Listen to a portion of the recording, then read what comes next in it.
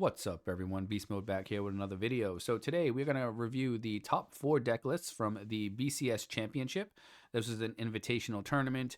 There was roughly 20-ish or so players in it. We had about 40 players invited.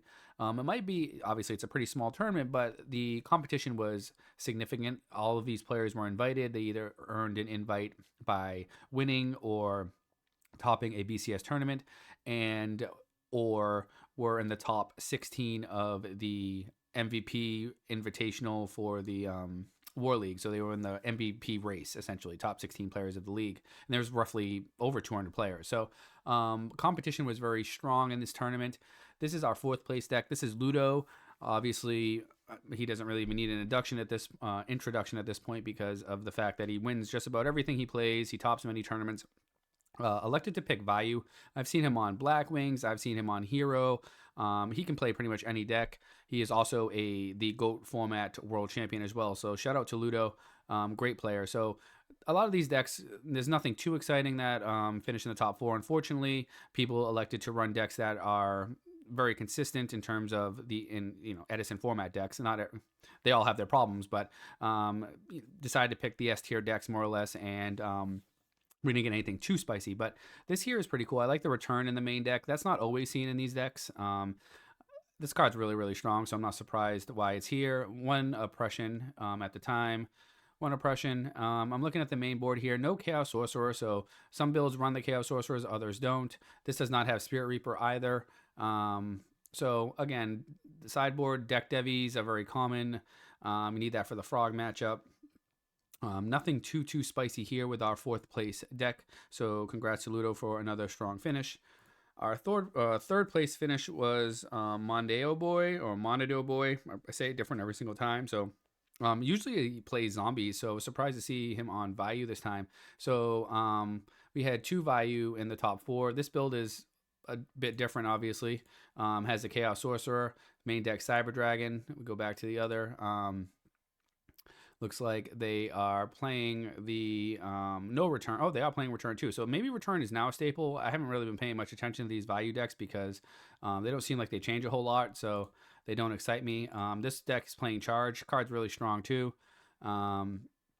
Sideboard is very similar. 3 pulling the rug, double deck Devi, and yeah, so not a whole lot different. Double value. The deck is winning everything. Very, very strong. Royal Oppression is still a strong card, and I think we saw a lot of value turbo on stream, so a lot of players were playing it throughout the tournament. Our 2nd place deck is probably the most spicy out of them all. This is Diva Hero. This deck's been like showing up a lot in top cuts. It seems to like always get 2nd place at a lot of these tournaments. I haven't really seen many of them winning, but the deck's extremely strong. This is, I believe, a True Heroes build or some version of it. I have not kept track of what changes have been made. I think Spirit Reaper is kind of a new addition. The Gold Socks are strong. It's either you're playing this type of build or playing more. Actually, this kind of has a little bit of the trap cards that play a little bit slower too, with the Bottomless and the Mirror Force Torrential Wing Blast. So we've seen this build run around. It's very strong. 2nd place is a strong showing. This deck is one of those things where it's like it has the highest like explosive rate out of any other deck. Like this deck is unbelievable when you have the explosive hands. Sometimes you have to kind of play into those hands, which is probably its only downfall. Is consistency, because you're looking for all the pieces. You need the Miracle Fusion, you need the water or the hero. If this deck was able to find its way to being even a smidge more consistent, it'd probably be like the best deck of the format. It's still very, very strong. Probably an S tier deck, arguably, maybe at the bottom of S tier. I fluctuate between S and A tier with this deck all the time, but very competitive. Sideboard here, common trend with the Vandy's Fiend Dynas. Crows seem to be kind of moving their way out of the sideboard, which is crazy because the beginning of Edison format, it was like a triple. You pretty much started your sideboard with double dragon, Cyber Dragon, triple crow, and now they're kind of just, both of these cards are kind of falling out. Super Polys are extremely strong for this deck, especially against the Hero Frog build. And Double Decree has been spicy. You've been seeing this card run around a little bit in sideboards.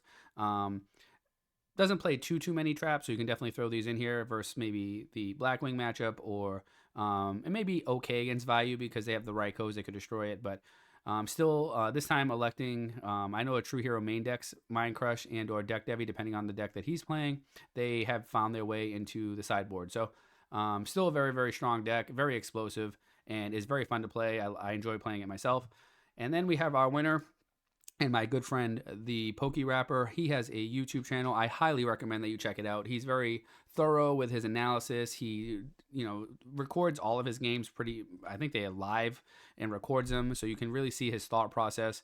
He dominated War League with Diva Frog and has now been playing Blackwing.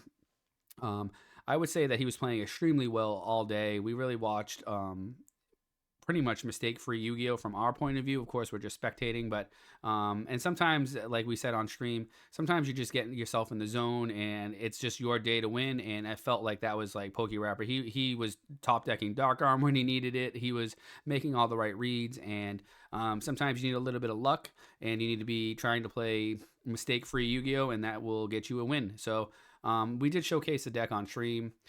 This is the pretty standard build of Blackwing at this point. The legacy of Yada is very common in these builds. I think Ludo was the person who really started this. I think this is kind of his build, so it's ironic that the Pokey Rapper and Ludo actually played in top 4, and was Pokey Rapper obviously playing his build. So very similar. Again, there could be a card or two off. I don't have these lists memorized.